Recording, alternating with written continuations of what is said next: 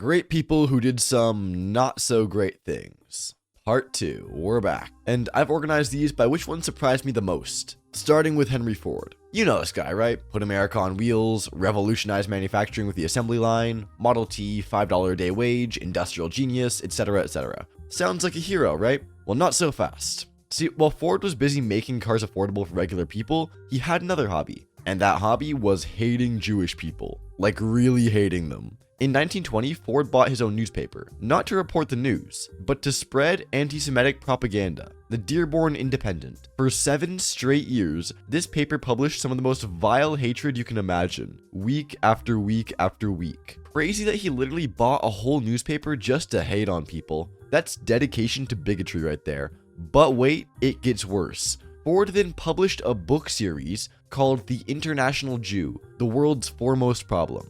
Yup. That's a real title. And this wasn't some obscure publication, he distributed millions of copies worldwide. And yet it gets darker. This book became a bestseller in Nazi Germany. And freaking Hitler kept Ford's portrait in his office. The guy literally called Ford his inspiration. When the most evil man in history says you're his role model, maybe that's a sign that you've gone off the rails. And speaking of the Nazis, in 1938, Ford became the first American to receive Nazi Germany's highest honor for foreigners, the Grand Cross of the German Eagle. Picture this. Jewish families are fleeing Europe, and Ford's getting medals from Hitler. His propaganda was so influential that it was cited during the Nuremberg trials. Ford's writings helped lay the groundwork for the Holocaust. Sure, he eventually apologized in 1927 after facing lawsuits and boycotts, but even then, he kept spreading his views privately. It was damage control, not genuine remorse. Next time you see that Ford logo, remember, the guy revolutionized how we make things, but he also helped manufacture hatred. Speaking of genocide, it's time to talk about a dude who burned down a forest because he was too high to care. Johnny Cash. Country music legend, the Man in Black, sang about heartbreak and redemption. You know, Ring of Fire, prison concerts, that gravelly voice. Every boomer unk thinks he had a deep soul, but honestly, this guy was a walking disaster with a guitar. So, it's 1965. Johnny's driving through California's Los Padres National Forest in a camper, tripping on every drug imaginable. Stimulants, depressants, you name it. Dude was a walking pharmacy. All of a sudden, his camper catches fire. Normal people would try to put it out, or call for help, right? Johnny, he just left, threw that flaming disaster into the wilderness and drove away. Had places to be, drugs to take. The result? A wildfire that burned 500 acres and killed endangered California condors. These birds were already almost extinct, there were only dozens left in the world. Johnny basically helped push an entire species close to extinction. When the government sued him for $125,000, you'd think he'd apologize, right? Show some remorse? Nope.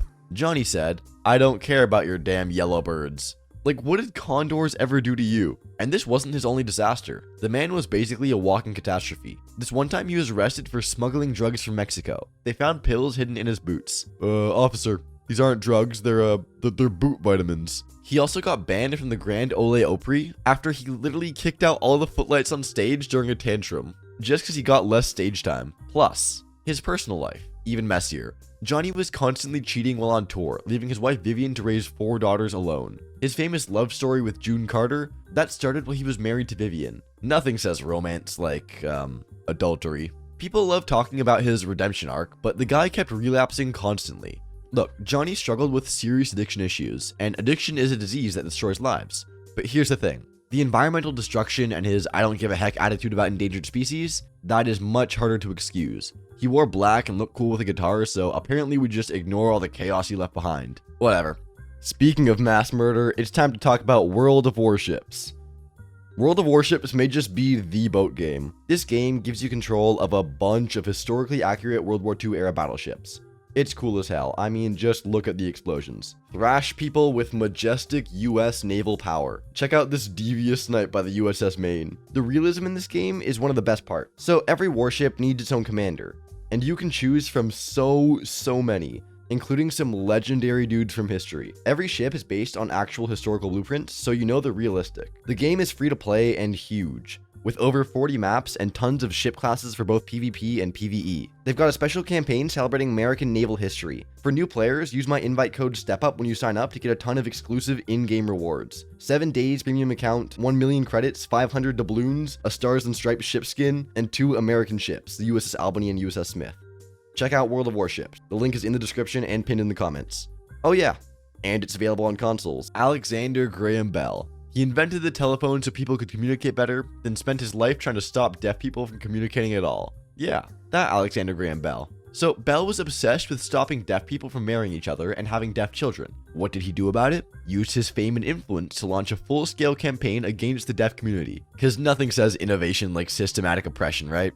In 1883, he gave a speech called Memoir upon the Formation of a Deaf Variety of the Human Race. And yes, it's as horrifying as it sounds. He warned about the dangers of deaf communities forming using sign language and getting married. His proposed solution? Ban sign language, separate deaf kids, and make it illegal for deaf people to marry each other. Straight up eugenics. And here's the twisted part. Bell's wife was deaf. His mom was deaf. He was surrounded by deaf culture, literally benefiting from it every single day. And instead of supporting it, he tried to destroy it. Talk about biting the hand that feeds you. This man was living his entire life thanks to the deaf community, and then decided, you know what, let me try to eliminate these people. The audacity is unmatched. He pushed oralism, forcing deaf students to speak and lip read instead of using sign language. Deaf kids were literally punished, sometimes physically, for signing. Schools fired deaf teachers and banned sign language completely. So this guy invented a device to help people communicate across distances, then dedicated his life to preventing an entire community from communicating at all. The irony is so thick you could cut it with a knife. But hey, at least Bell didn't hang out with literal murderers for fun, unlike Frank Sinatra, old Blue Eyes himself. Before we dig into Mr. Sinatra over here,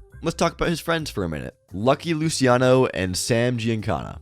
And if you couldn't tell by their names, they were gangsters. Lucky Luciano literally co-founded the National Crime Syndicate, basically the board of directors for organized crime in America. Sam Giancana, he ran the Chicago outfit and was suspected of helping rig the 1960 election. And these were Frank's golf buddies. But the crime stuff is just an appetizer, mind you. Frank also treated women worse than expired milk. One ex said that he threatened her with a broken bottle. Another said he threw furniture during fights. He stalked Ava Gardner after their breakup because apparently no wasn't in his vocabulary. And he was a career-destroying extraordinaire. Didn't like a joke? Congrats, you're blacklisted from Hollywood. Made fun of his toupee? Say goodbye to your recording contract. He wanted to be feared, not just famous. A mob boss with backup dancers, minus the charm. Frank thought that being terrifying was a personality trait. Like most people try to be likable, this guy was out here collecting enemies like Pokemon cards. So when people share his quotes today like he was some romantic philosopher, just remember, this guy ran with organized crime while leaving a trail of emotional wreckage behind him. Nice voice though. And if you think being tight with the mob is bad, you got another thing coming. This next dude thought dating a 14-year-old was totally fine. Guess who? Elvis Presley, the hip-swiveling, peanut butter sandwich-loving king of rock and roll. You know the guy. Except here's the thing. Elvis met Priscilla when he was 24 and she was 14. 14. Still asking permission to use the bathroom at school and getting excited about pizza day in the cafeteria. And everyone was just cool with this? Her parents were like, oh, it's Elvis, so it's fine. I love how fame just erases all common sense. Like, if your neighbor did this, you'd call Chris Hansen faster than you can say, take a seat. But apparently, fame is a get-out-of-jail-free card for being a creep. Elvis molded her into a human Barbie doll. He picked her clothes, her makeup, even told her what color to dye her hair. When she tried to wear age-appropriate makeup to school, he made her wash it off. Because nothing says healthy relationship like controlling a teenager's lip gloss choices, right? They got married when she was 21, after 7 years of him programming her to be his ideal woman. And surprise, surprise, he lost interest after she became a mom. Almost as if he was only attracted to her youth and innocence. Who could have seen that coming? But somehow this got romanticized as relationship goals. Goals? Goals? If your 24-year-old cousin brought back a 14-year-old to Thanksgiving, the whole family would be calling the FBI and changing locks. But slap some blue suede shoes on it and suddenly it's classic romance. Love really is blind, and apparently also terrible at math. Okay, but at least Elvis wasn't a founding father writing about freedom while literally having his own children as slaves. Thomas Jefferson has entered the chat. The third US president. He's on your money, wrote all men are created equal, huge advocate of freedom. Or was he? See, the thing is, while Jefferson was writing these beautiful essays about freedom and equality, he literally owned 600 people. And I'm not rounding up for dramatic effect here. 600 humans. And yes, it gets worse. Sally Hemings. Jefferson had a relationship with her that started when she was a teenager and he was in his 40s. She had 6 of his kids. And guess what? He never freed most of them. His own children stayed enslaved. Peak deadbeat dad behavior. Some of them had to literally pretend to be white to escape slavery because their famous founding father dad couldn't be bothered to acknowledge them as human beings. And here's the kicker. Jefferson loved writing about how slavery is morally wrong, Then he'd go outside and watch his enslaved workers do stuff in the fields, in the blazing heat. Kinda like tweeting about climate change from your private jet, philosophically speaking. This man wrote entire essays about freedom while literally owning slaves. The cognitive dissonance is just chef's kiss. Oh, and how'd he die? Broke as hell. Had to sell his enslaved people to pay off debts. His hypocrisy was institutional, but this next guy made destroying people's lives a personal hobby. Meet Ernest Hemingway. Boomers think he invented masculinity, and red flag enthusiasts find him relatable. Sure, he wrote some classics, but behind that typewriter was a walking disaster. First off, Ernest drank. Like drank.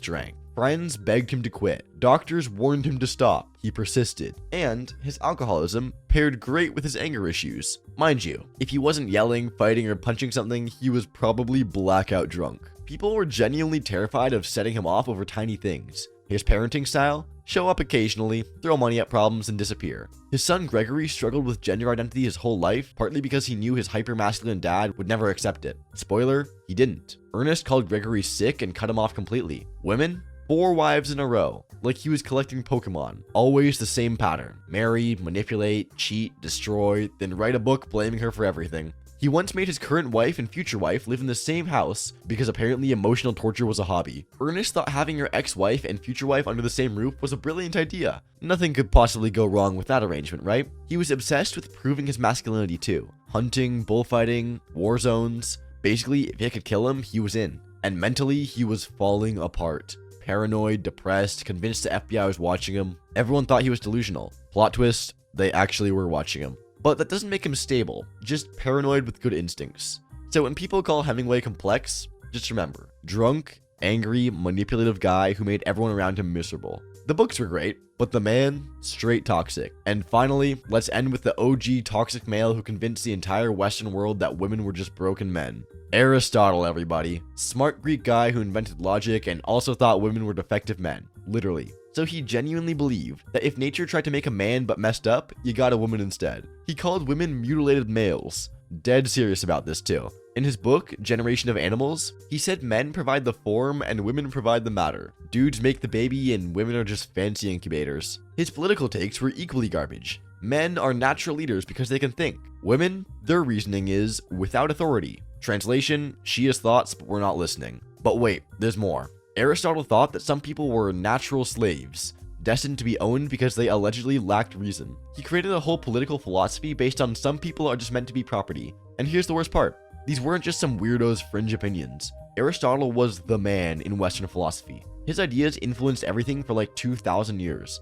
Medieval scholars, Catholic thinkers, Enlightenment philosophers, they all treated his work as gospel. This guy's terrible takes about women and slavery became the foundation of Western thought for 2 millennia. Really shows our priorities as a species. So when women were denied education, property rights, and basic human dignity, thank Aristotle. Oh, and he also thought flies had 4 legs and that some animals just spawned from mud, creating logic while believing just straight up fairy tales. But sure, let's build our entire philosophical tradition on his work. Although to be fair, he was starting from scratch. Anyway, remember to download World of Warships using my link in the description. And use code STEPUP for a bunch of free stuff.